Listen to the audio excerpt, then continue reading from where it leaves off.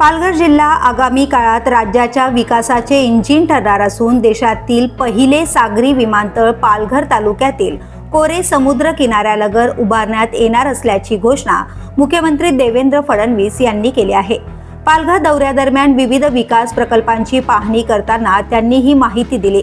वाढवण बंदर आणि इतर पायाभूत प्रकल्पांमुळे पालघरच्या विकासाला मोठी चालना मिळणार असून स्थानिक आदिवासी आणि मच्छीमार समाजालाही या विकासाचा लाभ मिळेल असे मुख्यमंत्री म्हणाले। कोरे येथे उभारण्यात येणाऱ्या सागरी विमानतळाचा प्राथमिक साध्यता अहवाल अनुकूल आला असून आता सविस्तर प्रकल्प अहवाल तयार करण्याच्या सूचना देण्यात आल्या आहेत। 2 धावपट्ट्यांचे हे विमानतळ मुंबई आणि नवी मुंबई विमानतळांवरील भविष्यातील वाढता ताण कमी करण्यास महत्त्वाची भूमिका बजावणार आहे। उत्तन विरार सेलिंगचा विस्तार करून हा सागरी विमानतळ थेट मुंबईशी जोडला जाणार आहे। तसेच विमानतळाजवळ बुलेट ट्रेनचे स्थानक असल्याने प्रवाशांसाठी संपर्क व्यवस्था अधिक सुलभ होणार आहे। या महत्त्वाकांक्षी प्रकल्पाला लवकरात लवकर आवश्यक मंजुरी मिळवून प्रत्यक्ष कामाला सुरुवात केली जाईल अशी ग्वाही मुख्यमंत्री देवेंद्र फडणवीस यांनी दिली आहे।